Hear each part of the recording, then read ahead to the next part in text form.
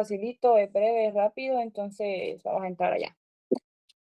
El sistema respiratorio, miren, va a estar compuesto de diferentes partes, diferentes estructuras. La más importante que nosotros podemos decir es los pulmones, la tráquea, ¿ok? Pero también vamos a incluir, o sea, la cavidad nasal, lo que es la laringe, la faringe, o sea, todo eso tiene que ver con lo que es el sistema respiratorio. Este, primero vamos a hablar de lo que son sus funciones, ¿verdad? Em, Principalmente podemos decir que se encarga de conducir el aire, ¿verdad? El aire externo a interno para que nosotros podamos obtener el oxígeno y pues que nuestras células puedan hacer sus funciones metabólicas de manera correcta, ¿verdad? Pero ahora bien, el aire, cuando entra por nuestra nariz, no entra así como estaba a nuestros pulmones, necesita acondicionarse. Cuando yo les digo acondicionarse, significa que necesita regular su temperatura, a veces entra con partículas o polvo, entonces ahí es cuando está la función de la filtración, que usualmente esta función la cumple unas estructuras que están en la nariz que se llaman, ¿saben cómo se llaman?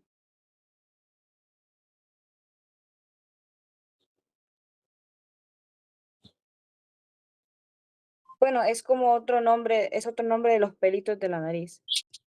¿Alguien sabe? Vibrisas. Correcto, vibrisas. Vibrisa. Entonces, le podríamos decir que la filtración en parte es gracias a las vibrisas. ¿Ok?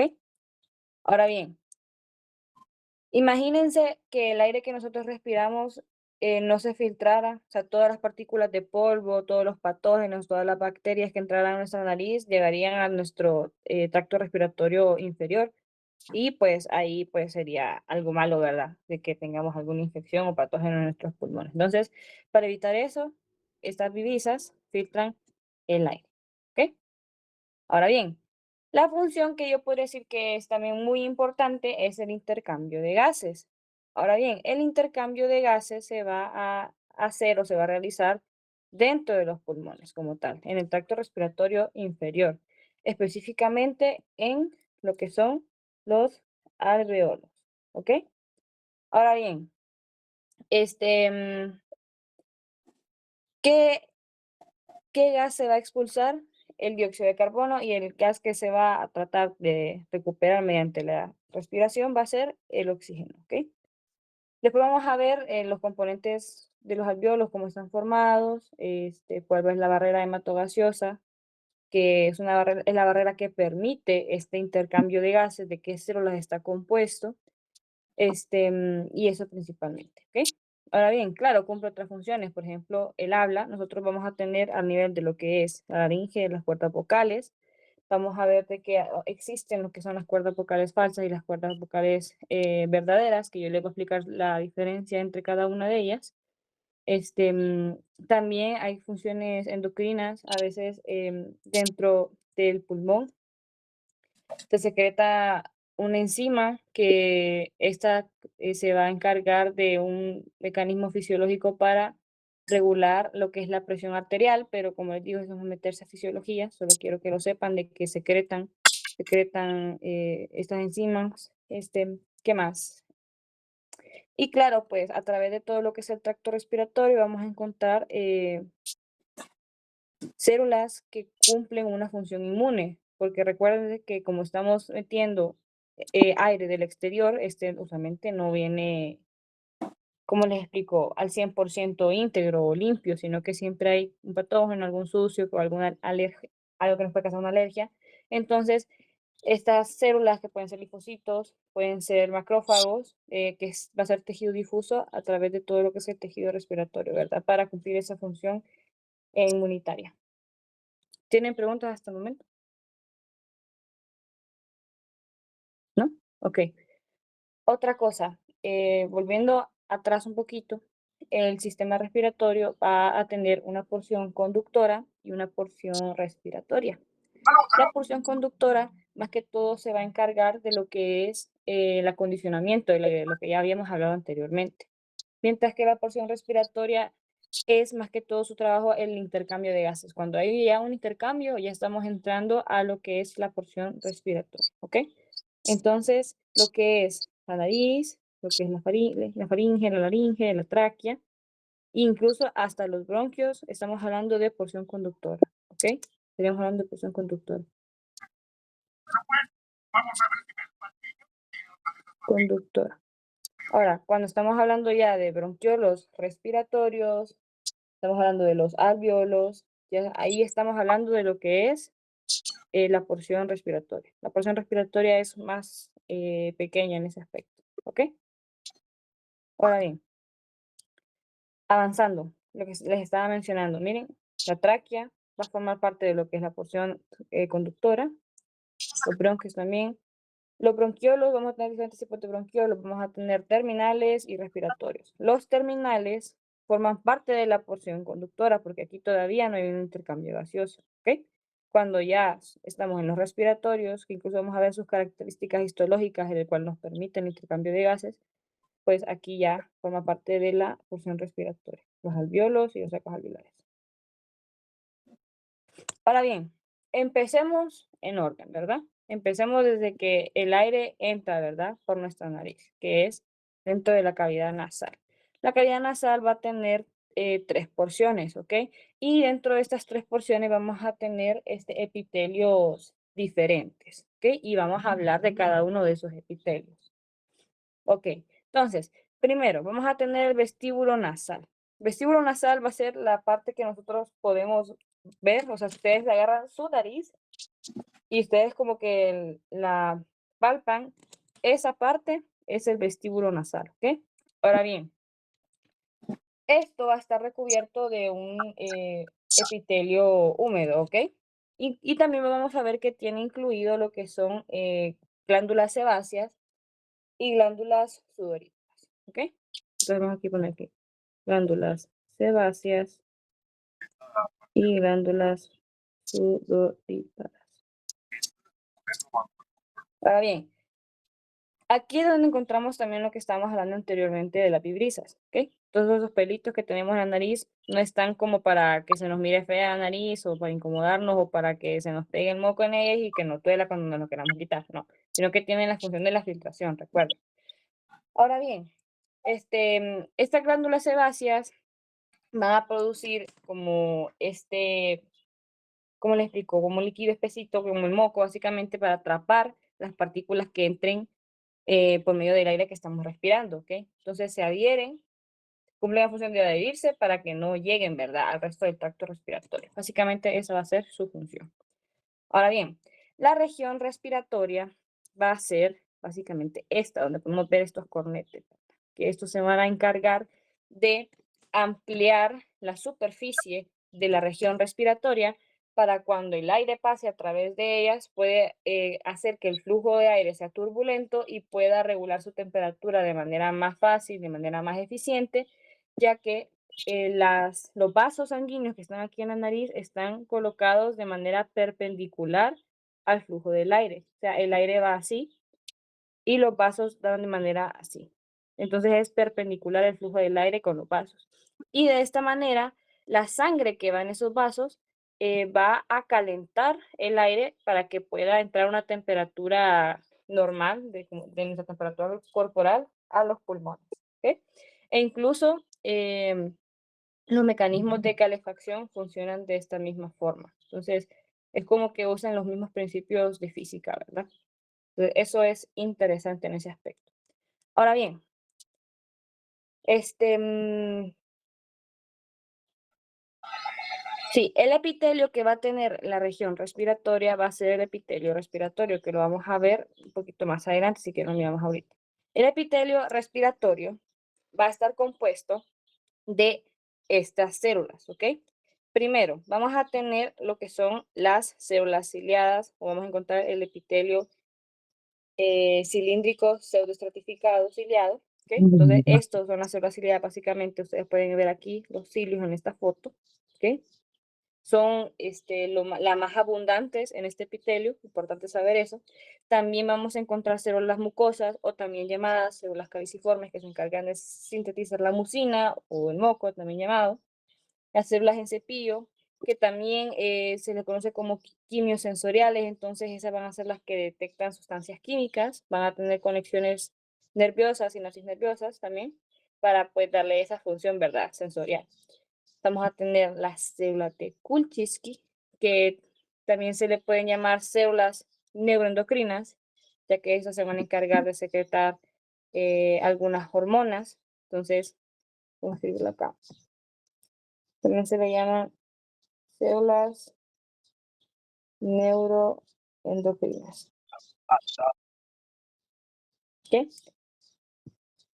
Y por último, pero no menos importante, tendríamos lo que son las células basales o también llamadas células madre, que van a estar básicamente aquí pegadas ya a lo que es la membrana basal de este epitelio. Y estas pues se van a encargar de lo que es regenerar, ¿verdad? Regenerar todas esas células que están acá para que pues darle continuidad al epitelio como tal. ¿Ok?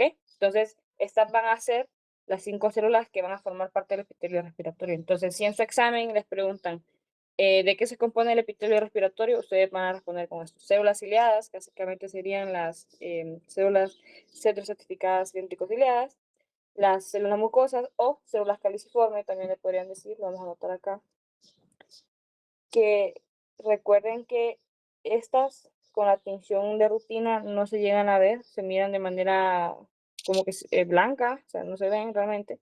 Tendría que tener una tinción especial por su secreción, ¿verdad? Que es la mucina. Vamos a tener las células en cepillo y las células de Kulczycki, las que son las neuroendocrinas, las NET, y las células basales o células madre. ¿Ok? ¿Tienen pregunta con esto?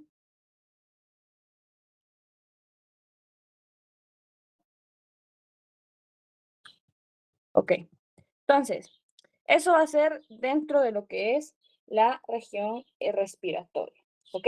Ahora bien, vamos a ir un poquito arriba, que sería aquí, la región olfatoria, que esta se va a encargar de recibir las señales del olfato, mandar los impulsos nerviosos por medio del bulbo olfatorio, que estará ubicado más acá arribita, el tracto olfatorio, que va a ser sinapsis con estructuras dentro del cerebro, pero eso ahorita no nos interesa. Lo que nos interesa saber es cómo se compone histológicamente lo que es la región olfatoria. Primero, es una región comparada a las otras dos más pequeña, solo está ubicada de manera superior dentro de la cavidad nasal.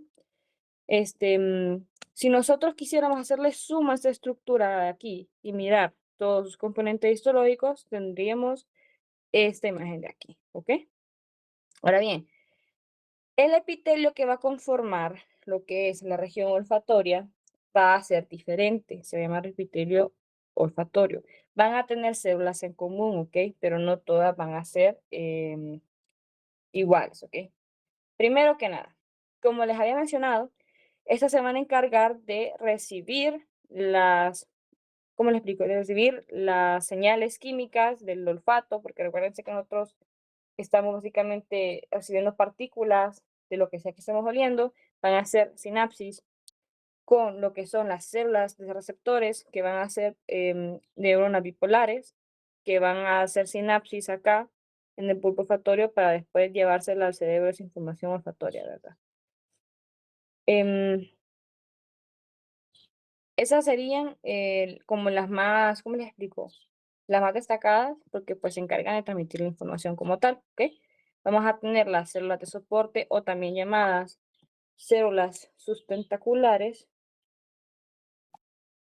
sustentaculares, células de soporte o sustentaculares que son las más abundantes dentro de este epitelio.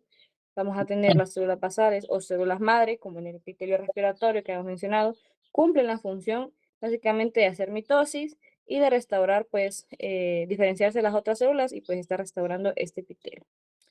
Ahora bien, se dice que las neuronas bipolares, o sea, las células receptoras del epitelio olfatorio, estas se pueden regenerar, se regeneran de manera constante a lo largo de toda nuestra vida.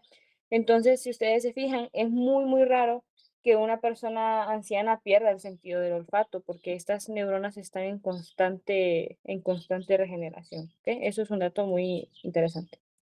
Y vamos a tener las famosas células en cepillo que como tal van a contener en su zona apical las microvellosidades, van a tener zona apical microvellosidades, y pues Estas también, como en el epitelio respiratorio, se van a encargar de ser quimiosensoriales, es decir, de que van a recibir sensación.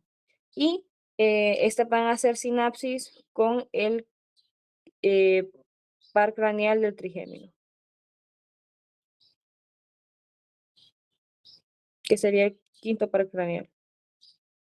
A ver, quinto par craneal, trigémino. Y recuerden que el trigémino daba la sensación a la cara. O sea, si ustedes se tocan su cara, se tocan su nariz, eso es gracias al aporte del trigémino. Es decir, que la conjuntiva del ojo y dentro de la nariz, pues se va a inervar sensitivamente por este par craneal. ¿Ok? Ahora bien, si nosotros hacemos aún más zoom dentro de estas estructuras, vamos a tener esta siguiente imagen, ¿ok? Que vamos aquí a ver las células que estamos hablando, ¿verdad? Primero, las células olfatorias o células receptores, que serían estas que si se fijan como que hacen una pequeñita estrella aquí, en la zona de acá abajo, para poder hacer una conexión con cualquier partícula que llegue aquí. Y para eso, para que se pueda adherir esa partícula a estas estructuritas de esos pedacitos de acá, se veía involucrada esta glándula. Esta glándula se le dice glándula olfatoria o glándula de Bowman. Lo que hace esta glándula es que produce una secreción como cerosa que atrapa esas sustancias odoríferas para que pues sea más fácil para esta neurona recibirlas y poder transportar esa información. ¿Ok? Vamos a tener aquí que ustedes fijan son las más abundantes, son las más grandes, que son las células de soporte, células de sostén. Y aquí estas pequeñas que están ubicadas de manera basal van a ser las células madre o células basales. ¿Ok? ¿Tienen preguntas con esto?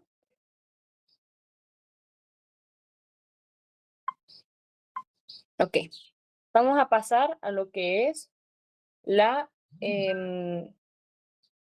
ya miramos epitelio respiratorio. Vamos a seguir, ¿verdad? Bajando en el tracto respiratorio. Ya vimos lo que es la cavidad nasal, entonces ahorita vamos a ver lo que es, lo que es la laringe y la faringe. Entonces, bien, la laringe, si se fijan, vamos a tener, si ustedes se acuerdan de más, que no sé si ya la llevaron o o la llevan, vamos a tener un montón de cartílagos y un montón de músculos de que van a ayudar a la fonación, al habla. Ajá. Entonces, si hacemos un corte coronal en la laringe, vamos a tener esta imagen, ¿ok? Entonces, aquí se van a crear dos pliegues, ¿ok? Vamos a tener un pliegue ventricular, los pliegues ventriculares y los pliegues vocales, ¿ok? Ahora bien, esta hendidura que está en medio de los dos pliegues se le van a llamar el ventrículo, ¿ok? Si se fijan, en la estructura histológica del pliegue ventricular no hay músculo, ¿ok? Aquí no hay músculo. Y si se fijan aquí abajo en el pliegue vocal, sí tenemos músculo. Por eso decimos que el pliegue vocal son las cuerdas vocales verdaderas, porque esas son las que ejercen la acción motora, o sea, de la fonación. O sea que cuando el aire entra o el aire sale, estos pliegues se modifican a un punto de darnos la tonalidad, de que nosotros podamos ejercer, ¿verdad? El habla como tal, ¿ok? Mientras que si se fijan, los pliegues vesiculares no se mueven porque no tienen músculos, que están de adorno. Entonces, su voz, su fonación es creada por los pliegues vocales. Eso recuerden, ¿ok? Ahora bien, aquí vamos a encontrar glándulas mucoserosas, es importante saber eso.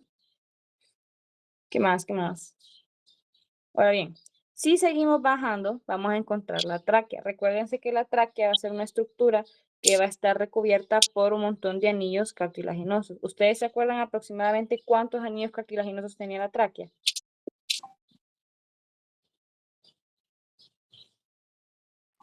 De 15 a 20. De 15 a 20. Entonces, se lo podrían llegar a preguntar en su examen. Ahora bien, cuando nosotros bajamos, miramos que la tráquea se bifurca. Y esta bifurcación para crear lo que son los bronquios primarios o principales se va a llamar la carina. Principalmente se mira de manera interna. Si se hace el corte y se mira aquí, se ve como una pequeña lengüetita. Espero que hayan tenido la oportunidad de verla en macro, porque sí es bastante notoria, la verdad, esa carina, que permite que pues el flujo de aire sea como más prolijo. Ahora bien, si hacemos un corte de manera horizontal, vamos a ver la tráquea como tal y vamos a ver aquí su anillo cartilaginoso, ¿verdad? Ya vamos a ver las capas como tal, solo quiero que miren esta imagen. Y de manera posterior vamos a ver el esófago, que es como una estructura adyacente, entonces en un corte histológico pues se pueden guiar por eso. Entonces, la tráquea, y hablando de las capas como tal, vamos a tener 4, ¿ok? Primero, la mucosa, que básicamente es la que está unida a la luz. O sea, la luz, cuando yo les digo luz, es esto, ¿ok? Esta es la luz de la tráquea. Va a estar unida a la luz. Vamos a ver que va a estar recubierto del epitelio respiratorio. ¿Cuál era el epitelio respiratorio? Epitelio pseudoestratificado cilíndrico ciliado. Entonces, si hacemos una mala imagen, podemos ver que tiene una morfología ciliada, que es cilíndrica, y de que, bueno, en esta imagen es un poquito difícil de ver, pero que están como en desorden, ¿ok? De que parece estratificado, pero realmente no es, ¿ok? Porque miramos que todas las células van a terminar aquí en lo que es esta membrana basal, ¿ok? Entonces recuerden que la mucosa va a estar recubierto por el epitelio respiratorio. Ahora bien, vamos a encontrar la lámina propia también. Bajando, metiéndonos de manera más interna lo que es la tráquea, vamos a encontrar lo que es la submucosa, ¿ok? La submucosa, Ross dice que es un tejido conectivo laxo, o sea, bastante laxo, o sea, que está bastante vascularizado. Y vamos a ver, si ustedes se fijan, que estos van a ser glándulas, ¿verdad? Que en la tráquea vamos a tener glándulas. Las glándulas en el tracto respiratorio es importante porque pues lubrican, ¿verdad? Lubrican esa estructura, ¿verdad?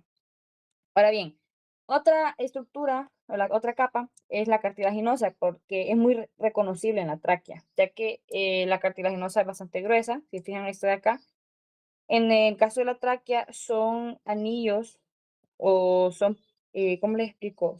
Sí, son anillos en forma de C o en forma de herradura, le dicen muchos, y está compuesto de cartílago hialino. Entonces, muchas veces en sus exámenes de histolab, cuando le ponen así cartílago hialino, es muy, muy, muy probable que les estén poniendo una placa de tráquea. Entonces, eso es importante saber, ¿verdad? Relacionar las otras capas para poder saber dónde estamos ubicados. Entonces, bien, si ustedes miran cartílago hialino, así grueso, que mira en forma de herradura, en forma de C, pues ya saben que estamos ubicados en tráquea. Ahora bien, por último tenemos la adventicia, que sería esta capita de acá. Que la adventicia, como la palabra puede ayudarnos a de adherir o adherencia, ayuda a que la tráquea pues se adhiera a otras, ¿verdad? A estructuras que están cerca. Por ejemplo, ¿se acuerdan que una estructura que vimos cerca era lo que es el esófago, por ejemplo? Entonces, esa adhiere a estructuras adyacentes. ¿Tienen preguntas con tráquea?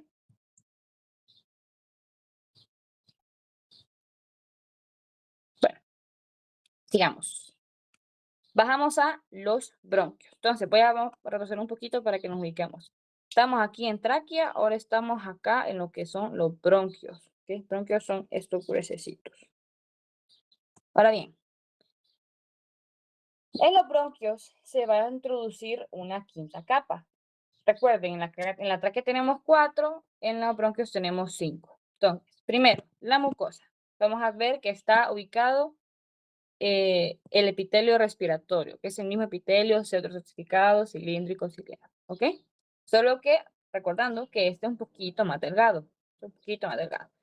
También vamos a ver que debajo de ese epitelio vamos a ver lo que ya es una delgada capa de músculo liso, ¿ok? Delgada capa de músculo liso.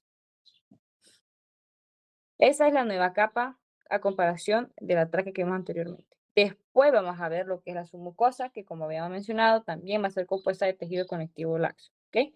Aquí se están repitiendo un montón de cosas, pero es bueno siempre recalcarlas. ¿Ok? Vamos a tener la capa cartilaginosa, que a diferencia de la tráquea, no van a ser en herradura. Yo sé que ustedes me van a decir, aquí se mira en herradura, pero no es continua. Por ejemplo, aquí miramos otra placa y miramos otra placa aquí, y esta es otra placa. Es de manera discontinua. Y como está discontinua, yo puedo decir perfectamente que esto es un bronquio, ¿ok? Por último, vamos a tener lo que es la adventicia, que como había mencionado anteriormente, esta capa ayuda a esta estructura del bronquio a adherirse, ¿verdad?, a otras estructuras adyacentes a ella. Ahora bien, pasamos que los bronquios se vuelven a bifurcar ya dentro del pulmón como tal, y vamos a ver que vamos a tener los bronquiolos, ¿ok? En los bronquiolos empieza una cosa muy importante que se lo pueden llegar a preguntar, que es lo que se llama la transición de epitelios. Transición, ahí les pueden escribir, trans de epitelios, ¿ok? Que sería del epitelio respiratorio, que habías mencionado anteriormente, que repito, es epitelio pseudoestratificado cilíndrico ciliado, a lo que es epitelio cúbico, ¿ok? Entonces, aquí es cuando ya se está formando, ya se está haciendo ese cambio de los epitelios, se está adelgazando, ¿ok? Entonces, en la mucosa, como tal, ya vamos a encontrar epitelio cúbico simple. Si fijan, es más delgadito, ¿ok? Ahora bien, otra célula que vamos a empezar a ver que va a empezar a aparecer en los bronquiolos y entre más vamos bajando en los bronquiolos, cuando más nos vamos acercando a los bronquiolos respiratorios, son lo que son las células de Clara o club cells, ¿ok? Células de club. Que estas van a secretar lo que es una sustancia similar al surfactante, que es una sustancia tensoactiva, ¿ok? Entonces, secretan sustancia similar al surfactante,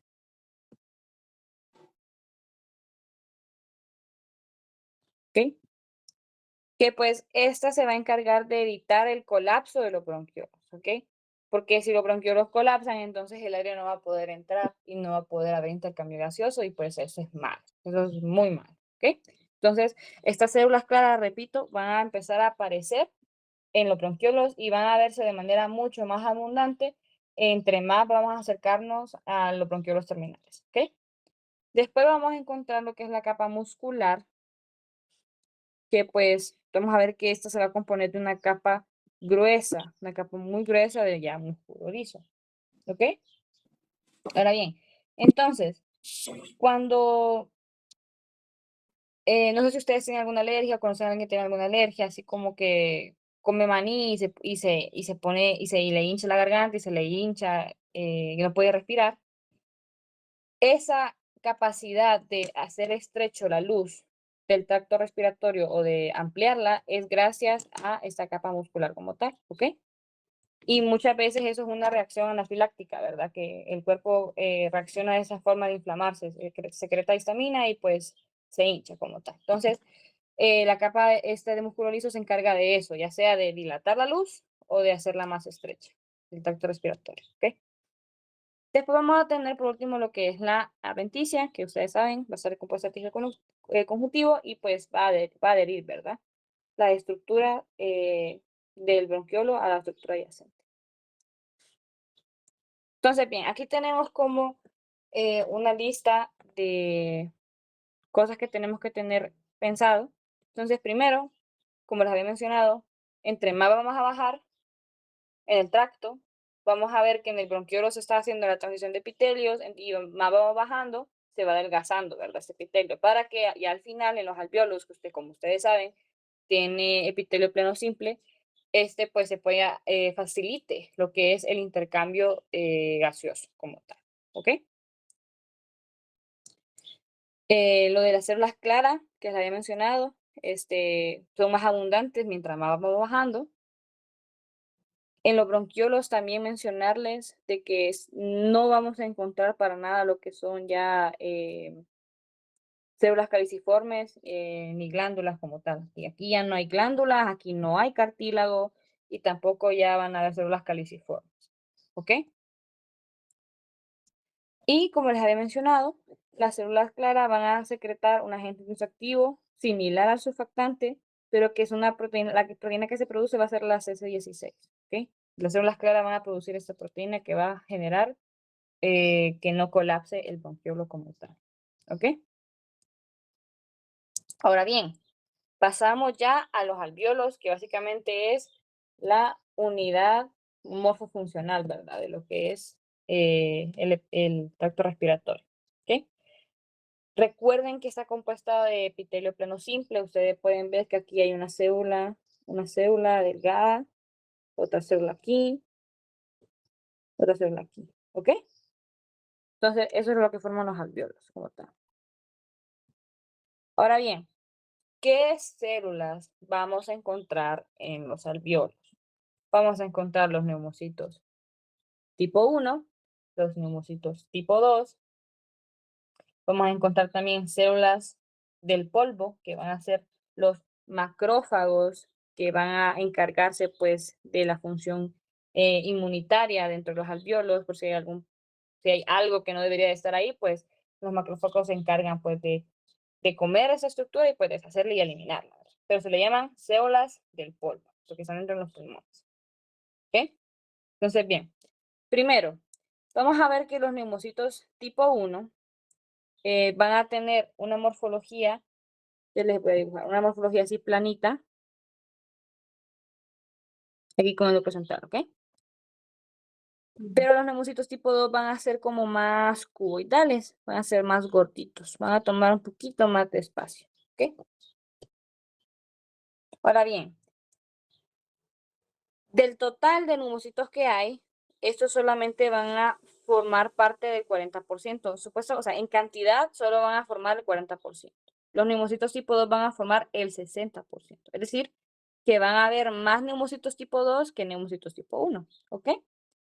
Ahora bien, ¿cómo miramos su morfología? El neumocito tipo 1 tiende a tomar un poquito más de espacio porque es plano, ¿verdad? Entonces, el 95% de la superficie de los alvéolos como tal va a estar formada por medio de los neumocitos tipo 1.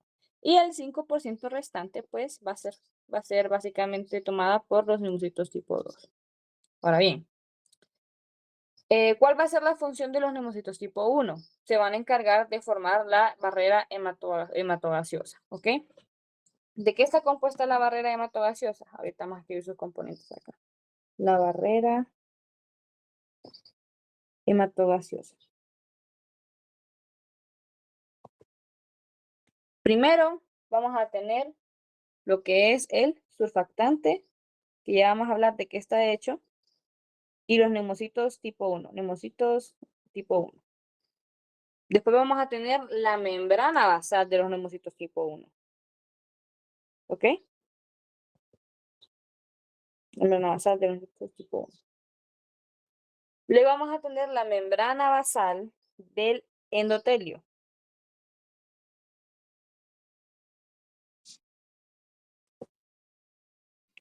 Del endotelio. Y por último vamos a tener el endotelio. ¿Sí? Recuérdense que el endotelio es el epitelio plano simple que recubría los vasos. En este caso, lo que están cerca de los pulmones. Entonces, la sangre, pues, va a traer los glóbulos rojos con bajo oxígeno, van a intercambiar el dióxido de carbono, lo van a sacar a los alvéolos para que ese dióxido de carbono sea exhalado después. Y lo que va a entrar a los glóbulos rojos va a ser el oxígeno como tal. ¿Ok? Ahora bien, los neumocitos tipo 2, ¿cuál va a ser su función? Secretar surfactante. El surfactante como tal, muchachos, va a ser una sustancia que va a evitar el colapso de los alvéolos. ¿Ok? Entonces, se van a encargar básicamente como de disminuir la tensión superficial de los alvéolos para que estos se mantengan de manera inflamadita, para que pueda entrar siempre el aire y estos no se colapsen ni se pongan pequeños y el aire ya no va a poder entrar y ya no va a permitir intercambio gaseoso. Básicamente esa va a ser la función. Ahora bien, como esa estructura es tan importante a un punto en que, por ejemplo, en el embarazo, o sea, cuando un feto se está formando, hay unas semanas, no recuerdo, creo que es a las 22 semanas, en la que empieza el feto a crear sus propios surfactantes. Hasta esa semana es que el feto realmente es viable, porque de otra forma, cuando digamos que nace de manera prematura, no va a poder respirar prácticamente. Entonces, es muy delicado y muy complicado, ¿verdad? Entonces, como esta estructura es tan importante para que nosotros podamos cumplir esta función del intercambio gaseoso, nosotros tenemos que saber por qué está compuesto, que básicamente sería esto, que es lo más importante, ¿verdad? Sé que es un nombre un poquito difícil, un poquito complicado, pero ya con la práctica se lo van a aprender, que es la dipalmitoilfosfatidilcolina, ¿ok? También va a tener otros componentes, como el colesterol, las proteínas SPA, SPB, SPC, SPD.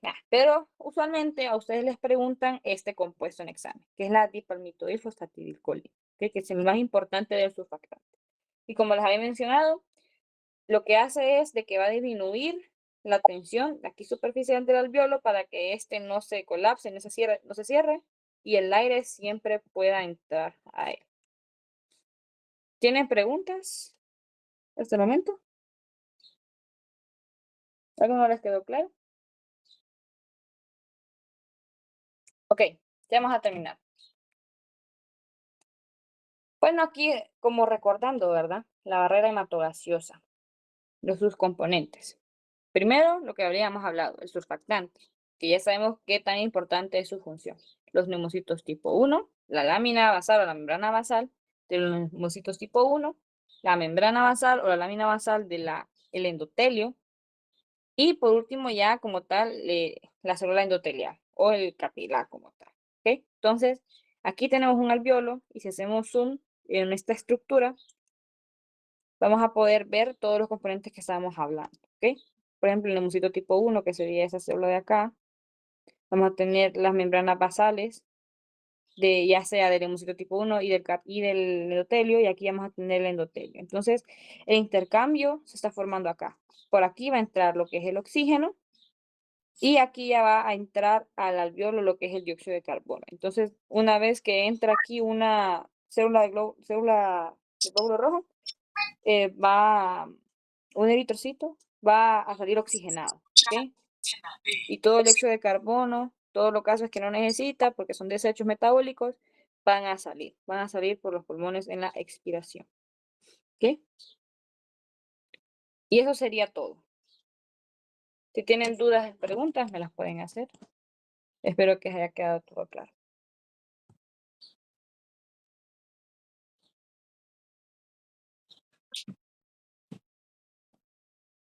Entonces vamos a empezar con nuestro último tema, que es sistema endocrino. Me gustaría preguntarles qué saben sobre este tema. Eh, no sé, algunas ideas como primordiales. Entonces, unas 3 personas que me digan qué saben sobre el sistema endocrino.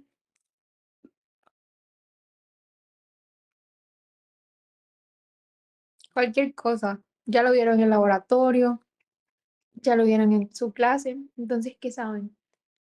Que funciona como el sistema Hormonas. nervioso, pero con hormonas. Muy bien, excelente. Es muy importante la relación. De hecho, el libro así inicia relacionando el sistema endocrino con el sistema nervioso. ¿Alguien más estaba hablando ahí? Sí, no, de eso de hormonas que van a haber glándulas alrededor del cuerpo que se van a encargar de secretar distintos tipos de hormonas para distintas necesidades del cuerpo y no sé, y hay ejes principales, eh, la glándula maestra y todo ese rollo. Muy bien. Entonces tiene mucho que ver con las hormonas y con las glándulas. De hecho, esas son las que componen ese sistema. ¿Alguien más?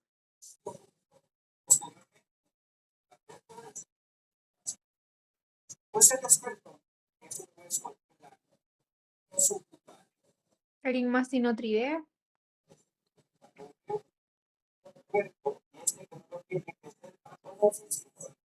Bueno, entonces, todas las ideas que dijeron estaban muy bien y vamos a empezar hablando de este sistema endocrino. Entonces, como todo sistema es un conjunto de órganos y primordialmente, cuando hablamos de órganos nos referimos a glándulas que van a tener la función de secretar hormonas. Vamos a ver de que las hormonas son sustancias tienen la función de actuar sobre órganos diana, sobre órganos en específico, receptores en específico para llevar a cabo su función. La hormona por sí sola no realiza la función, sino que en conjunto con el receptor a la cual se une. Y aquí está como alguna de las diferencias entre sistema nervioso y sistema endocrino. El sistema endocrino, la hormona llega al receptor, mientras que en el nervioso, el neurotransmisor va de neurona en neurona, según la sinapsis que esté realizando. ¿Ok? Y estas hormonas son bien importantes en el sistema endocrino porque son las que permiten que se regule todo el cuerpo en ámbitos de crecimiento, de reproducción, incluso en el ámbito alimenticio. Tiene mucho que ver con que nos dé hambre, no nos dé hambre, con nuestro desarrollo reproductor, con nuestro desarrollo sexual. Entonces son hormonas muy importantes para nuestro desarrollo y para nuestro mantenimiento. Vamos a empezar hablando sobre qué es una glándula endocrina. Entonces, eso ustedes ya lo saben desde el primer parcial. Tenemos glándulas exocrinas y tenemos glándulas endocrinas. ¿Cuál es la diferencia? ¿Alguien sabe cuál es la diferencia entre una glándula endocrina y una exocrina?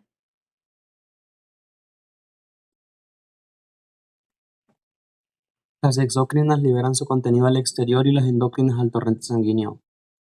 Excelente, esa es la diferencia. Recordemos de que estas glándulas endocrinas no poseen un conductómero. ¿Por qué no poseen un conductómero? Porque directamente van a secretar las hormonas al torrente sanguíneo. Por eso es que se llama sistema endocrino, ¿ok? Porque es una función que llega dentro del vaso sanguíneo y de esta manera es transportado mediante la sangre. Entonces, estas son células epitelioides. Sabemos de que existen células epiteliales y células epiteloides. Las células epitelioides, ¿cuál es la diferencia? Que estas no tienen una luz. Entonces, estas células epiteloides van a estar inmersas dentro del tejido conectivo, ¿ok? Van a ser, no quiero decir la palabra cúmulo porque no todas son en acúmulos, pero van a ser este grupo de células, ¿ok? Entonces, esto es muy importante, lo siguiente, no poseen conductos excretores y son glándulas bien vascularizadas. ¿Por qué tienen que ser bien vascularizadas? Porque recordemos que todas sus secreciones van a vertir directamente al torrente sanguíneo. ¿Ok? Ahora hablemos de las hormonas. Las hormonas las podemos clasificar según su formación química.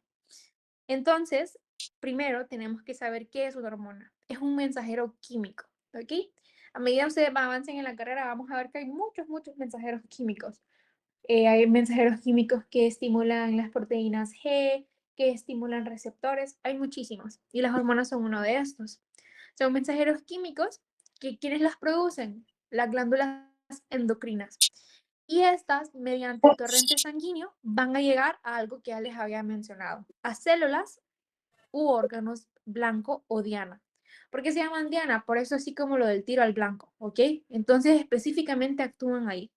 Ustedes no pueden poner una hormona sobre un órgano que no es su órgano diana. ¿Por qué? Porque la hormona no va a hacer nada, no va a actuar ahí.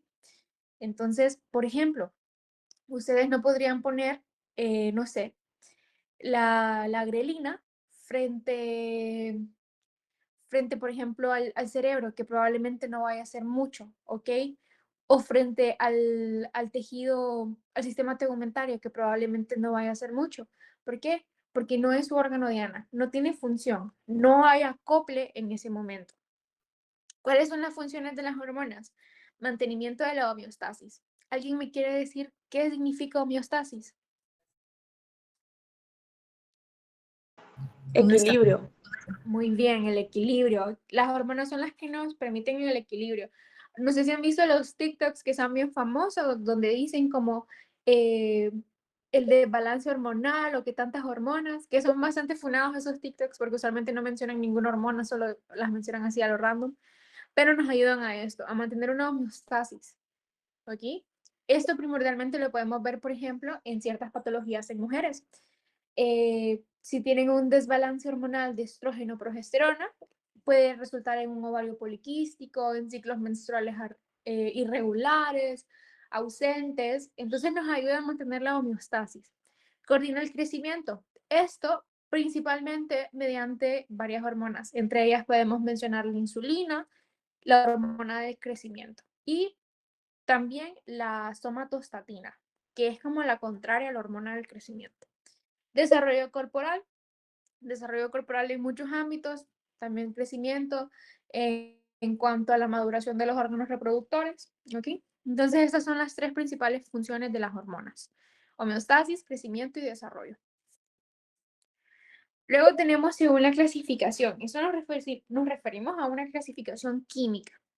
Podemos tener proteicas o polipeptídicas. Polipeptídicas y proteicas es lo mismo, porque recordemos de que las proteínas están formadas de polipéptidos, ¿ok? Entonces, esas son muy importantes porque esas son hidrosolubles.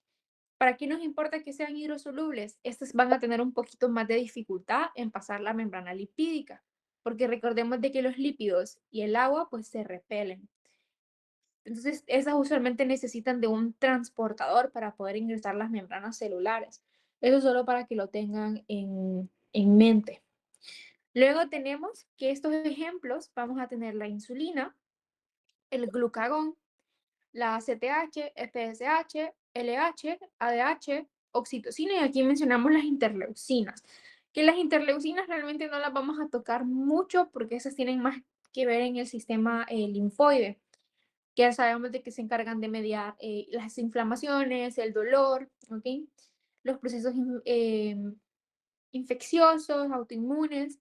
Entonces no vamos a entrar mucho en materia, pero del resto de las hormonas que ya les mencioné, de esas sí vamos a mencionar muchísimo, ¿ok? Entonces, apréndanse esas, porque esas se las pueden preguntar en examen. ¿Cuáles son las polipeptídicas? Y recuerden, estas son hidrosolubles, entonces estas van a tener más dificultad en pasar las membranas celulares. Bien, entonces, luego vamos con las esteroideas. Todos los esteroides derivan de los ácidos grasos, específicamente derivan del colesterol. Si no hay colesterol en el cuerpo, no hay síntesis de ácidos grasos, no hay síntesis de los esteroides, ¿ok?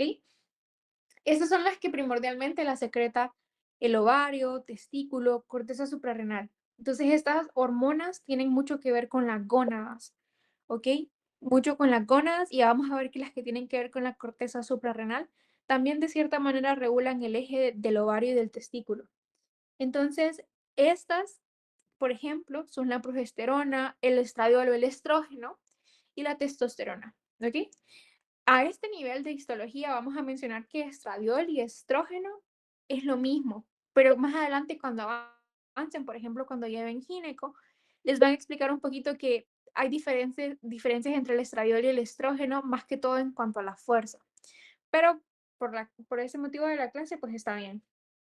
Estas hormonas derivadas de ácidos grasos usualmente necesitan de proteínas fijadoras. Esto para que puedan avanzar bien por el plasma. Y la proteína fijadora se le conoce como proteína fijadora de los andrógenos. Entonces es bastante fácil recordar esto. Entonces recuerden, progesterona, estradiol y testosterona, y estas utilizan la proteína fijadora de andrógenos. ¿Ok? Mientras la proteína, por ejemplo, cuando la progesterona está unida a la proteína fijadora de andrógenos, está inactiva. Para activarse, la progesterona debe separarse de esta proteína fijadora, ¿ok? Entonces, esto solo lo utilizan como su medio de transporte y solo se separan cuando necesitan hacer algo. ¿Bien? Y luego tenemos los análogos de los aminoácidos y el ácido araquidónico. ¿Alguien recuerda de dónde he escuchado el ácido araquidónico? ¿O sabe qué es el ácido araquidónico?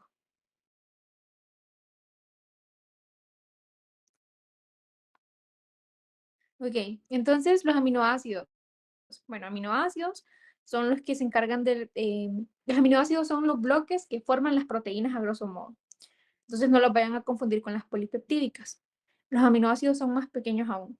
Y el ácido araquidónico es una sustancia que suele derivarse de las membranas liposolubles de la célula. Por ende, estos análogos de aminoácidos y ácido araquidónico son liposolubles, es decir, se pueden mezclar correctamente con la membrana celular.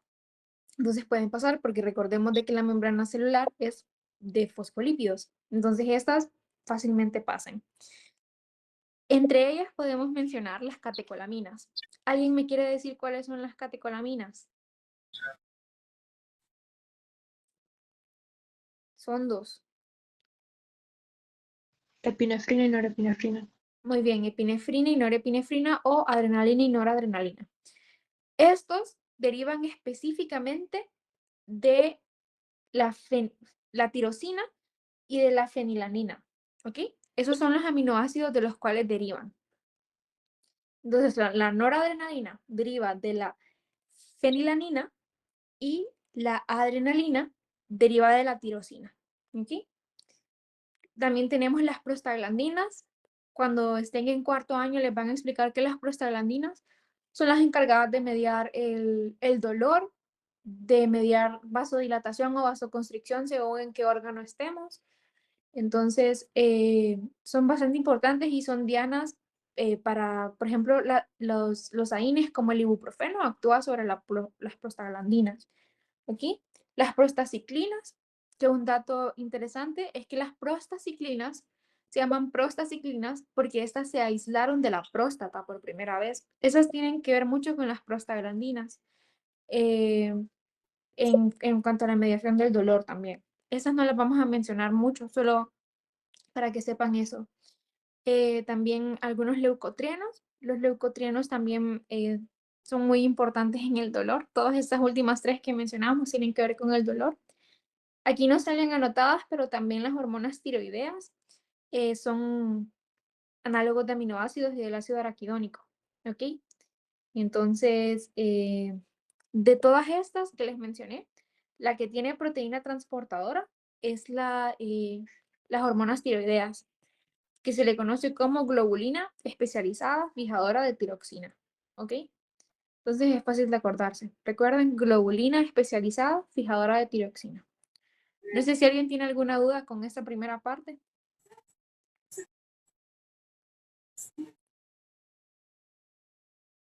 Ok, voy a tomar el silencio como un no. Entonces ahora vamos con el mecanismo de control hormonal. Este ya lo hemos mencionado muchísimo desde el primer parcial. Tenemos endocrino, que es el que tienen estas hormonas que vamos a ver. Entonces estas actúan, la hormona sale al torrente sanguíneo y así que sale al torrente sanguíneo es como logra llegar a su órgano diana. ¿Ok? Entonces un ejemplo de estas son todas las que hemos hablado, las hormonas tiroideas, las catecolaminas, podemos mencionar el estrógeno, la progesterona, ¿ok? Entonces todos estos son ejemplos. Luego tenemos el control parácrino. Para significa adyacente a. Entonces, esto, una célula lo libera y actúa con las células que tiene al par, ¿ok? Con sus células vecinas. Entonces, y también de este control parácrino es necesario que las células que rodean a la célula secretora pues tengan receptores. Si ustedes se fijan aquí, podemos ver de que estas células vecinas tienen los receptores adecuados. Y luego tenemos el autócrino, que este es la célula secreta y sobre la misma célula va a estar actuando. ¿Ok? Entonces, eso.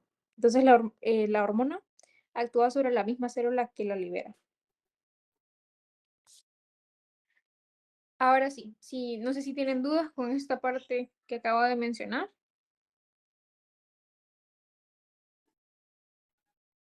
Ok, entonces vamos a empezar hablando de las glándulas.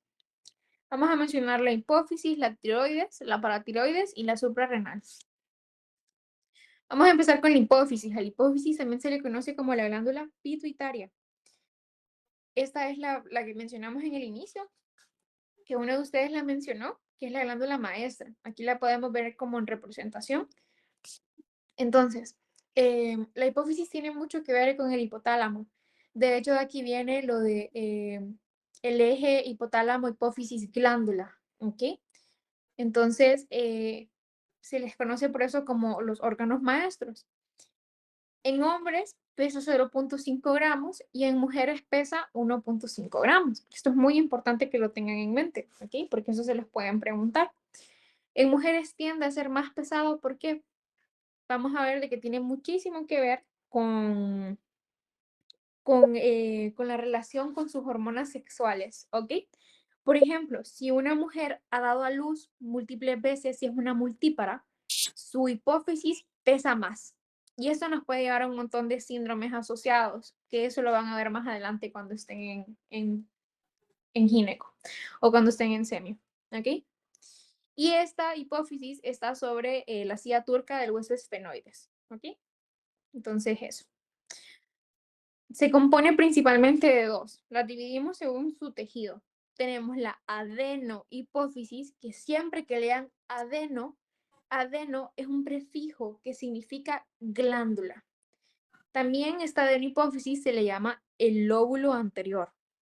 Y tenemos la neurohipófisis o lóbulo posterior. La adenohipófisis, o sea, el lóbulo anterior, es tejido glandular. La neurohipófisis no es tejido glandular, es tejido nervioso secretor, ¿ok? Entonces tienen que tomar en cuenta esas diferencias. Entre la adeno y la neurohipófisis también vamos a ver de que hay una porción intermedia. Entonces vamos a hablar más. En cuanto a la adenohipófisis la podemos dividir a su vez en una pars distal, pars intermedia y pars tuberal. Yo me lo aprendí por sus iniciales, DIT, ¿ok? Entonces hablemos un poquito de la pars distal. La pars distal es la más predominante, ¿ok? Es la parte que más engrosada de toda la adenohipófisis. Recordemos que la adenohipófisis se desarrolla de la bolsa de Rathke en todo el desarrollo embriológico. Entonces, de un engrosamiento a la bolsa de Rathke se desarrolla la pars distal. Luego tenemos la pars intermedia. Esta, pues, es una porción bastante delgada, ¿ok? Y esta pars intermedia es la que les mencionaba. Esta es la que está en el límite dentro del adeno y la neurohipófisis. Entonces, por eso es intermedia, porque es la que divide la adeno de la neurohipófisis. Luego tenemos la pars tuberal, que esta pars tuberal se llama tuberal porque forma como un collar que se encarga de envolver el infundíbulo de la hipófisis. Entonces, por ejemplo, bueno, aquí no se mira el infundíbulo, pero el infundíbulo es como un tubito. Entonces, por eso pars tuberal, porque se encarga de hacer un anillo a este infundíbulo. Luego tenemos la neurohipófisis. La neurohipófisis se divide en una eminencia media, en un infundíbulo y en una pars nerviosa. Entonces, empecemos hablando de la eminencia media.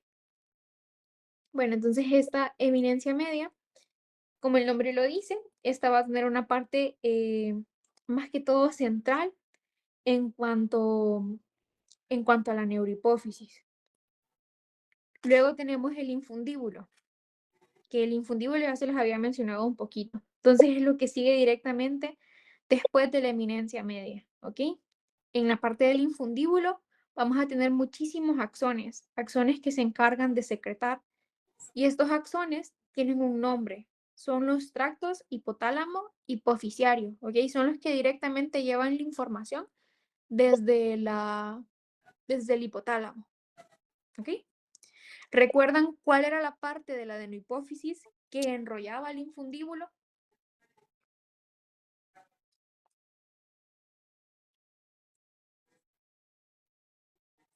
La que formaba un anillo alrededor del infundíbulo. Pars tuberal. Muy bien, la pars tuberal. Y luego tenemos la pars nerviosa, que tiene terminaciones de axones. ¿Ok? Pero aquí lo que tienes que recordar que el infundíbulo es la que tiene los axones que forman el tracto hipotálamo hipófisis. ¿Ok? Ahora sí, hablemos de la adenohipófisis o del lóbulo anterior. ¿Ok? Entonces, la adenohipófisis tiene muchas células. Entre ellas podemos mencionar las cromófobas, las cromófilas. ¿Ok?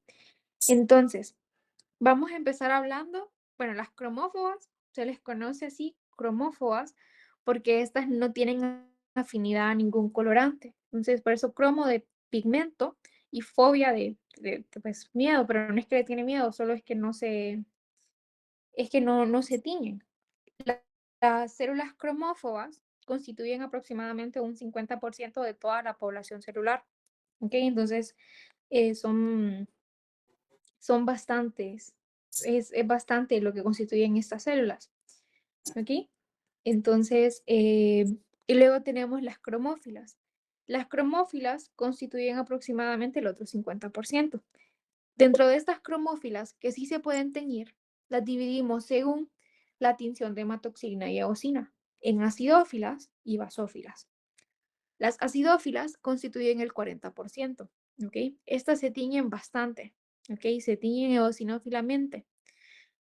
Dentro de estas acidófilas, las podemos dividir. Y aquí está lo de la mnemotecnia del bailar contigo a solas.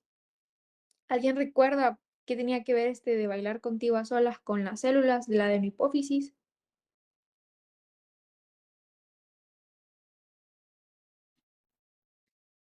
Ok, entonces vamos a quedarnos con la parte de a solas. Ok, A de acidófilas, So de somatotrofas y la de lactotrofas.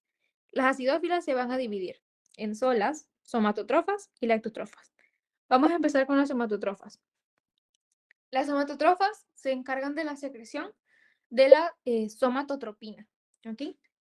La somatotropina es otro nombre para mencionar la hormona del crecimiento. ¿Ok? Entonces, esta hormona del crecimiento se encarga de estimular al hígado y de estimular a otros órganos para que secreten un factor de crecimiento similar a la insulina. Que este factor de crecimiento similar a la insulina se encarga de la división celular. Entonces, permite que las células se sigan dividiendo, específicamente en las placas de crecimiento, que se sigan dividiendo en músculo, y esto, por ende, da crecimiento, permite de que nosotros crezcamos, ¿ok? Entonces, eso, ¿ok? ¿Quién estimula las células somatotrofas? Estas siglas de acá, que son la GH de Growth Hormone y RH Release Hormone, ¿ok? Entonces es la hormona liberadora de la hormona de crecimiento. Este estimula las células somatotrofas para secretar la hormona del crecimiento. Esta hormona liberadora de hormona del crecimiento es secretada a nivel del hipotálamo. Entonces el hipotálamo la secreta y estimula la hipófisis. Y después estos estimulan hígado, estimulan músculo esquelético y además estimulan las placas de crecimiento en los huesos. ¿Ok? ¿Quién inhibe a la hormona del crecimiento? Estas apréndanselas porque se las pueden preguntar. La somatoestatina. La somatoestatina es una hormona, es como una hormona bien amargada. Todo lo que puede inhibir, lo inhibe. ¿Ok? Van a ver de que esta hormona inhibe de todo. Somato de cuerpo y estatina de quieto. O sea, entonces inhibe la hormona del crecimiento. Bien. ¿Dudas con esta primera hormona?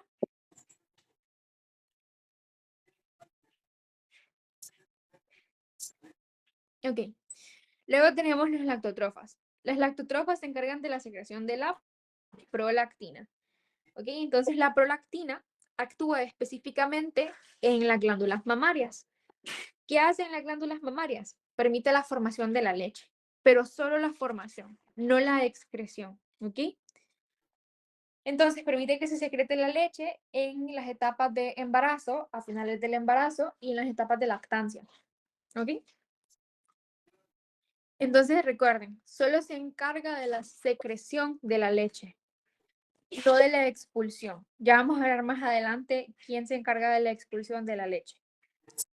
¿Quién estimula esta hormona? Esta la va a estimular esta hormona de aquí, la TRH. ¿Ok? Entonces, eso para que lo tengan en mente. Y la inhibe la dopamina. Esa me acuerdo que fue una de las preguntas que hicieron en uno de los exámenes, que quién inhibía la secreción de prolactina, la dopamina. ¿Claro con estas células acidófilas o alguien tiene alguna duda? Todo claro. Listo. Luego pasamos a las basófilas. Las basófilas se tiñen de manera basófila, o sea, se miran azulitas, moraditas. Y aquí es lo de bailar contigo a solas, pero ahí está al revés. Co de corticotrofas, con T de tirotrofas y GO de gonadotrofas. ¿Ok? Entonces hablamos de las corticotrofas. Las corticotrofas se encargan de la producción de ACTH. ¿Ok?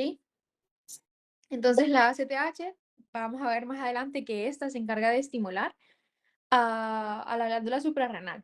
¿Ok? Entonces, para que eso lo recuerden. No tienen que saberse como el nombre de la ACTH, solo con que sepan que es ACTH, pues van bien. ¿Ok? Entonces, quien regula la secreción de la ACTH es una hormona que se le conoce como la CDRH, que es la hormona liberadora de corticotropina. De eso pues no hay más que mencionar porque lo vamos a mencionar más en glándula suprarrenal. Luego tenemos las gonadotrofas. Se encargan de secretar las gonadotropinas. ¿Cuáles son las gonadotropinas ustedes?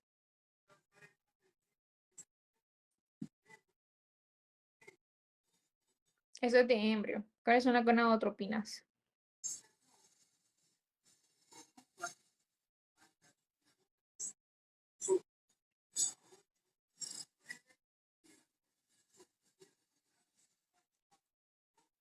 Ok, entonces son la LH y la FSH.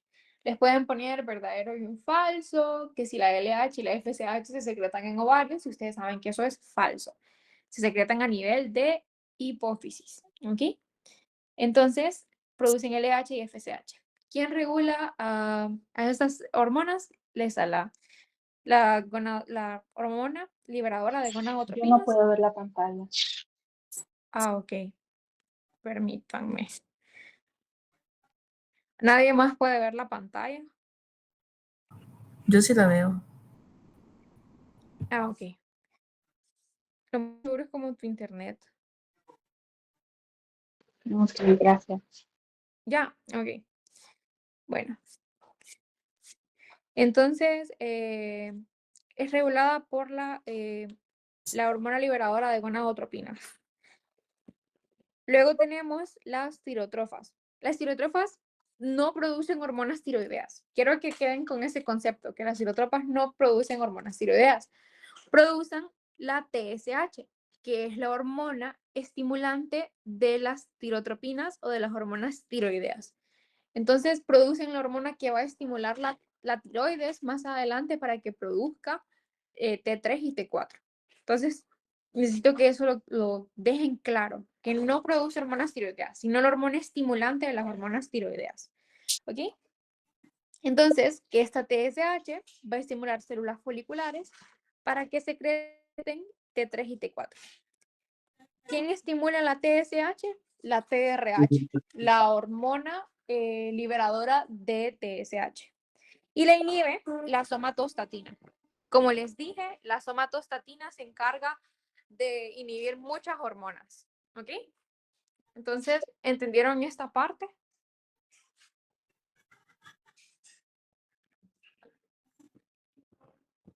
Ok. Entonces, ahora vamos a hablar un poquito más sobre las otras células que les mencioné, sobre las cromófobas. Como les dije, estas no captan colorante y son células con poco citoplasma. Y luego tenemos las células folículo estrelladas, que para su suerte casi no conocemos la función de las células folículo estrelladas. Entonces es una función menos para que se tengan que aprender. Se dice que estas células folículo estrelladas, bueno, tienen un aspecto de estrellas, pero fueron células cromófilas viejas. ¿Ok? Y ahora vamos a hablar un poquito más. Todo esto que hablamos de la adenipófisis era sobre la pars distal, o sea, la parte más predominante. Ahora hablemos un poquito de la pars intermedia. La pars intermedia, como les dije, es la parte que se encarga de delimitar la adenopófisis de la neurohipófisis. En la pars intermedia tenemos algo muy interesante, que son los quistes de Rathke. Los quistes de Rathke son un derivado directo de la bolsa de Rathke. ¿Ok? Estos quistes son glándulas. ¿Alguien recuerda qué tipo de glándulas eran los quistes de Rathke?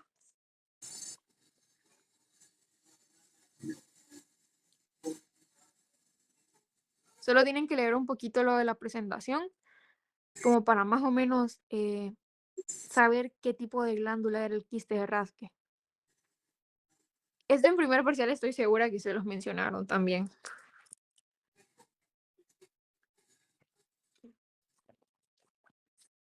¿Alguien recuerda?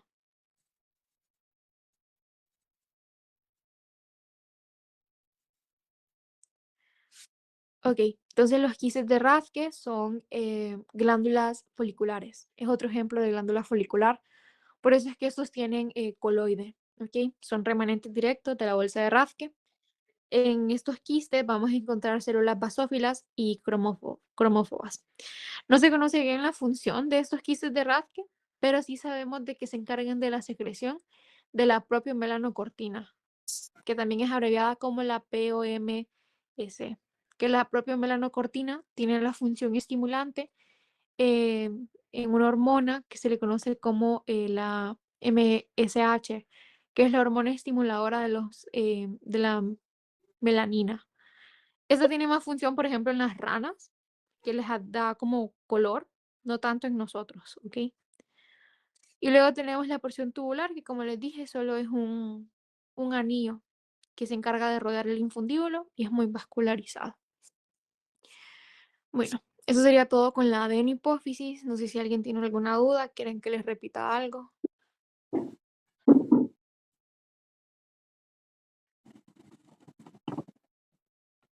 Ok, luego pasamos a la neuro...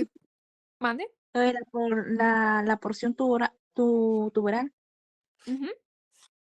Entonces la porción tuberal solo tienen que saber que es un anillo que rodea el infundíbulo y que es una región que está muy vascularizada. En sí no tiene una función secretora como tal, solo se encarga de proveer vascularización. ¿Ok? No sé si respondió tu duda. Sí, sí, está bien. Listo. Ahora vamos con la neurohipófisis. La neurohipófisis no es una glándula, sino que es tejido neurosecretor.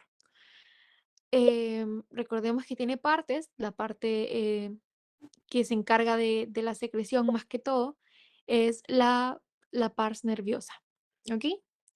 Esta pars nerviosa, recordemos de que por toda la neurohipófisis, nosotros miramos un montón de líneas en la placa y son los tractos de los axones, son los axones secretores, que son, esos axones vienen desde el hipotálamo. O sea, la neurohipófisis solo es como la extensión del hipotálamo, ¿ok? Porque realmente en sí no es como que ahí inician los axones, no, son axones que vienen desde lejos. Recordemos de que hay un montón de núcleos en el hipotálamo. Entonces, vamos a tener que del núcleo supraóptico se va a secretar la vasopresina. ¿Alguien sabe cuál es el otro nombre para la vasopresina? ADH. ADH, muy bien, la hormona antidiurética. El nombre vasopresina, ustedes así como en papers científicos no lo van a ver mucho, porque es un término ya un poquito desfasado, porque se le conocía como vasopresina, porque antes se consideraba que tenía mucho que ver con la presión arterial. Sí tiene que ver con la presión arterial, pero su función principal es a nivel de la nefrona, ¿ok? A nivel del túbulo colector. ¿Por qué? Porque esta evita la diuresis, evita de que ustedes pues vayan a orinar. Entonces, por eso vasopresina, ¿verdad? Porque como no orinaban, había más líquido, entonces había más presión sobre el vaso sanguíneo. Entonces evita la antidiurética, evita de que se agreguen las acuaporinas en los tubos de la nefrona, entonces por ende va a evitar la diuresis. ¿Ok? Entonces, núcleo supraóptico, vasopresina o hormona antidiurética. Y el núcleo paraventricular se encarga de la secreción de la oxitocina. La oxitocina es la hormona del apego. Usualmente también la van a ver como el nombre de la neurona de la felicidad. La oxitocina tiene mucho que ver en la relación madre e hijo. ¿Por qué? Por ejemplo, en los partos, el primer contacto de un bebé con su mamá es muy importante. Este permite que se secrete oxitocina en la madre. Entonces, la oxitocina tiene la función de permitir las contracciones. ¿Contracciones a qué nivel? Contracciones uterinas al momento del trabajo de parto, ¿ok? De hecho, cuando, bueno, hay mujeres que no tienen contracciones fuertes y ya es su momento de que tengan a su bebé, se les agrega oxitocina, se les inyecta oxitocina. ¿Para qué? Para propiciar las contracciones. Eso es el famoso de parto, bueno, conducido o inducido. Entonces, la oxitocina nos permite las contracciones uterinas. La oxitocina tiene una característica bien importante y es que es una hormona con retroalimentación positiva. ¿Qué quiere decir esto? Yo secreto mucha oxitocina y esto va a estimular más secreción de oxitocina. ¿Ok? Entonces, esa es la primera función, las contracciones uterinas. La segunda función tiene mucho que ver con la prolactina. ¿Por qué? Porque actúa en las células mioepiteliales de la glándula mamaria y permite que se expulse la leche ya formada por la prolactina. Entonces yo por eso les decía, la prolactina solo produce la leche. Quien se encarga realmente de expulsarla es la oxitocina. ¿Ok? Y esta es secretada en el núcleo paraventricular. Por eso la mnemotecnia de sapo. S de supraóptico, A de ADH, entonces A, hipo, P de paraventricular y O de oxitocina. ¿Claros con esta primera parte? ¿O quieren que les Sí, repita sí, algo? claro. Ok. Luego tenemos los cuerpos de Herring, que esta es una pregunta que si no se las hacen en teoría, se las van a hacer en el laboratorio. Los cuerpos de Herring son vesículas, ¿ok? Son las vesículas que tienen los gránulos neurosecretores. Piénsenlo como que son las vesículas que tienen estas sustancias que se van a secretar. Y luego tenemos las células que tenemos en neurohipófisis, que son los pituicitos, que son células similares a la glía. Y bueno, eso sería todo con neurohipófisis. ¿Alguien tiene alguna duda? Neurohipófisis es fácil. ¿Ok? Aquí tenemos un poquito de todos los órganos donde actúa la hipófisis. ¿Ok? Y bueno, aquí hay un poquito más de información, ese ya se lo dije. Y por ejemplo, estas acá que dice en inglés vesículas con coloide, esos son los quises de Rathke. Apréndanselos ustedes, porque yo sé que en laboratorio les encanta señalar cuerpos de Rathke. Bueno, bolsas de Rathke. Ahora vamos a hablar de la tiroides. La tiroides es de mis glándulas favoritas porque tiene muchas funciones. La glándula tiroides, pues es esta glándula bilobulada que se encuentra en la región anterior del cuello. De hecho, ustedes van a ver de que se puede palpar, principalmente la van a sentir cuando pues está grande, pero hay maniobras para palpar la tiroides. ¿Cuál es la unidad morfofuncional? Esta se la saben desde el primer parcial, el folículo tiroideo. ¿Qué es un folículo? Un folículo es una glándula que se encarga, bueno, que tiene pues un reborde de células cúbicas y en el centro está lleno de coloide. El coloide es un material proteico, por eso es que van a ver que se tiñe de manera acidófila. Es un material proteico que contiene o almacena la hormona.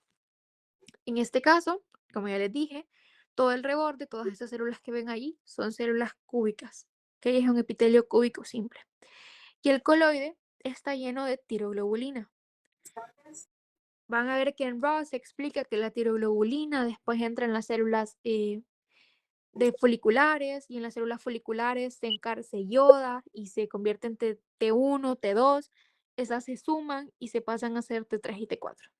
Eso no se lo deben aprender porque eso es fisiología, eso no es histología, ¿ok? Muy difícilmente les preguntarían eso. Pero lo que sí deben saber es que en el coloide hay tiroglobulina. La conversión a T3 y T4 se da en el epitelio folicular, ¿ok? Entonces, estas células foliculares se encargan de la producción de T3 y de T4. ¿Ok? Entonces, la más abundante de T3 y entre T3 y T4 es la T4. Es la que encontramos más predominantemente. Y T3 es la más activa. ¿Ok? ¿Por qué T4 se encuentra en abundancia? Porque esta tiene una vida media más larga. Entonces al cuerpo le conviene más tener mucho T4 que ande rondando y cuando lo necesitemos, T4 se le resta un yodo y se convierte en T3, que es la biológicamente activa. ¿Ok? Anoten eso porque eso se los pueden preguntar en el examen teórico o en el examen de laboratorio. ¿Dudas con esta primera parte?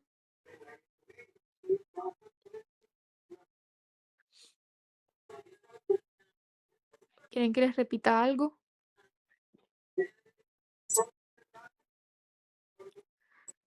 Ok, y luego tenemos las células parafoliculares. Las células parafoliculares son aquellas que están cerca de las foliculares, pero no están en el folículo. ¿Ok? Estas se encargan de la secreción de calcitonina. La calcitonina es aquella que disminuye los niveles de calcio en sangre. ¿Ok? Es aquella que evita la reabsorción ósea. Entonces recuerden, niveles de calcio en sangre disminuidos, calcitonina. ¿Dudas con esta primera parte? Todo claro. Listo. Ok, aquí tenemos pues un poquito más de información. Las T3 y T4 tienen que ver en todos los sistemas ustedes. Tienen que ver con el metabolismo. ¿El metabolismo de qué? Metabolismo de grasas, metabolismo de proteínas. Tienen que ver en la regulación del calor y del frío. Tienen que ver en el crecimiento del folículo piloso. ¿Ok? Entonces tienen que ver en muchas cosas. ¿Ok? Y pues la calcitonina, que es la que secreta en las células parafoliculares o células C, se encargan de disminuir la calcemia, ¿ok? Entonces disminuyen los niveles de calcio en sangre. ¿Cómo lo hacen? Inhibiendo la reabsorción ósea. ¿Ok? Y aquí pues tenemos plaquitas. Y bueno, ahora vamos a la paratiroides. ¿Alguien tiene alguna duda de la tiroides antes de pasar a la paratiroides? Ok, entonces la paratiroides. La paratiroides son estas pelotitas de aquí que se encuentran sobre la tiroides. Por eso se llama paratiroides. Entonces, las glándulas paratiroideas son un ejemplo de glándulas cordonales. ¿Ok? Entonces, pues tenemos dos tipos de células primordialmente en estas glándulas: las células principales y las células oxífilas.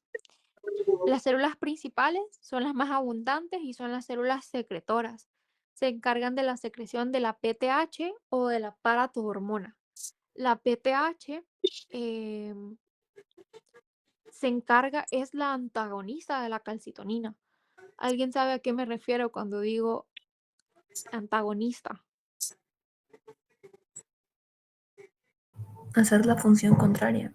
Muy bien, entonces la PTH hace la función contraria a la calcitonina. Y si hace la función contraria, ¿qué va a hacer la PTH?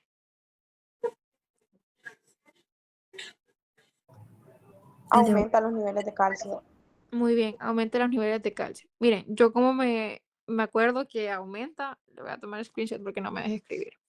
Es porque, no sé si miran esta parte que, como la parte del screenshot, ahí. Sí. Ok, entonces yo me acuerdo que ay, qué fea me salió esa T. PTH, porque la T puede ser una flechita para arriba, ¿ok? Y esa flechita para arriba aumenta, ¿ok? Entonces aumenta los niveles de calcio en sangre. Entonces, por ende, estimula la reabsorción ósea, estimula los bueno, no actúa directamente en los osteoclastos, pero ese es otro tema. Estimula que se reabsorba más calcio de los huesos para que éste llegue a sangre, ¿ok? Entonces eso, con la PTH. Y luego tenemos las oxífilas, que para su suerte no se les conoce la función, ¿ok?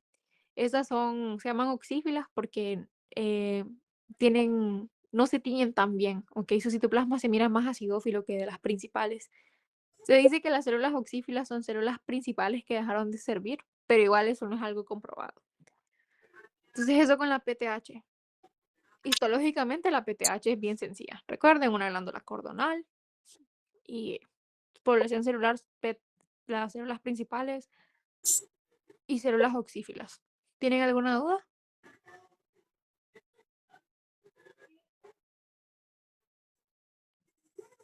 Ok. Y bueno, aquí está un poquito de información que ya se la di. Y luego tenemos la glándula suprarrenal. La glándula suprarrenal es bien interesante. Entonces, la glándula suprarrenal la podemos dividir en partes. Primero tiene una cápsula. Bueno, tiene varias partes. Recuerden de que también tenemos, ahí se mira el tejido adiposo y todo eso. Pero no vamos a entrar en describir la placa porque pues eso ya lo hicieron en el laboratorio. Tiene una cápsula de tejido conectivo, una corteza y una médula.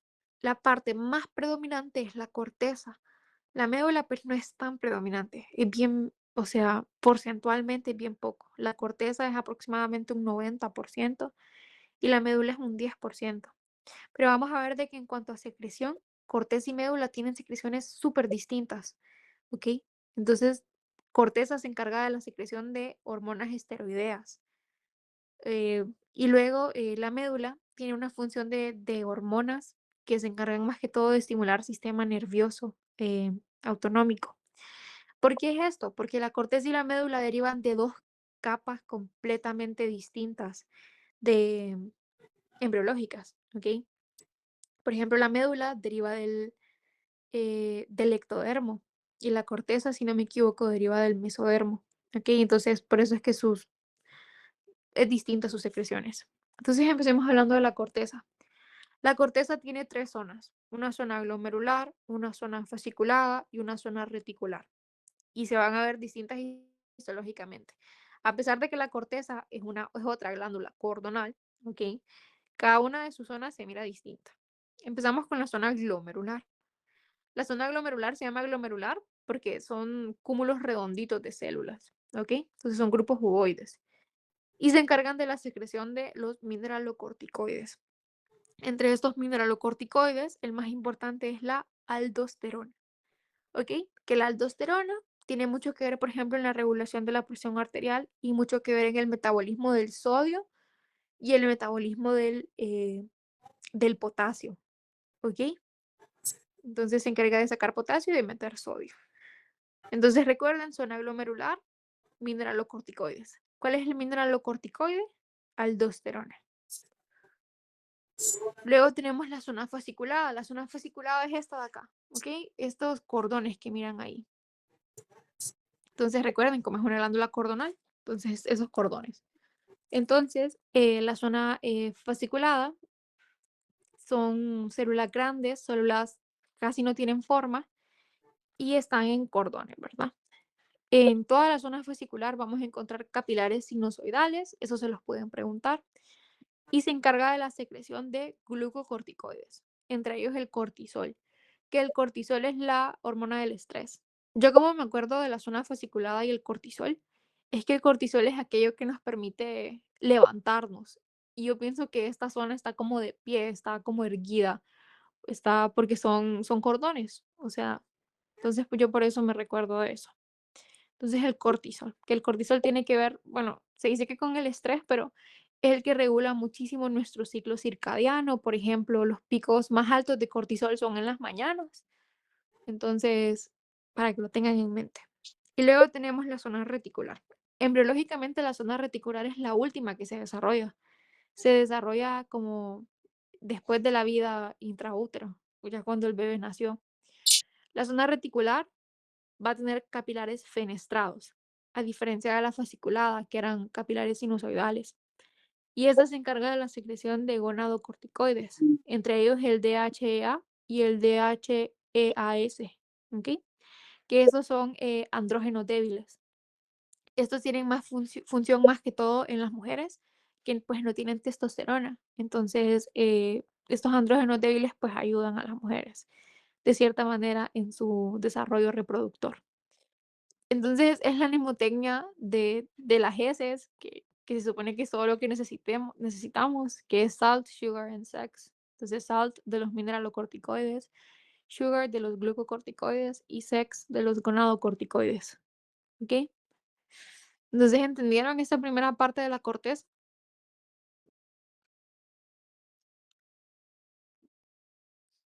¿O alguien tiene una duda? ¿Quieren que les repita algo?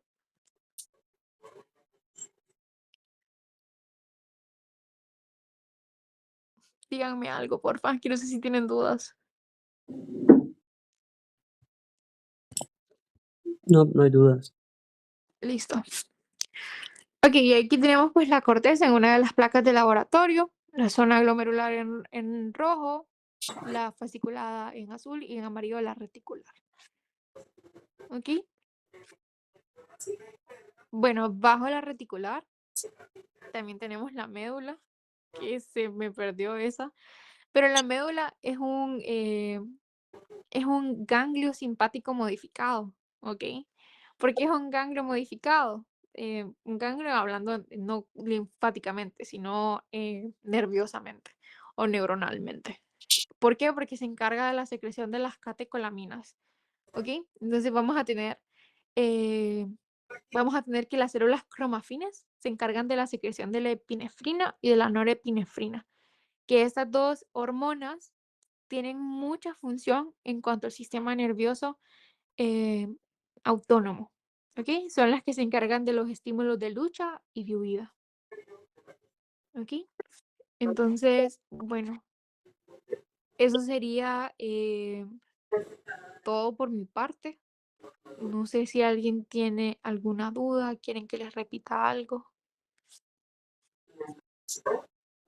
Solo puedes regresar a la placa de suprarrenal. Sí,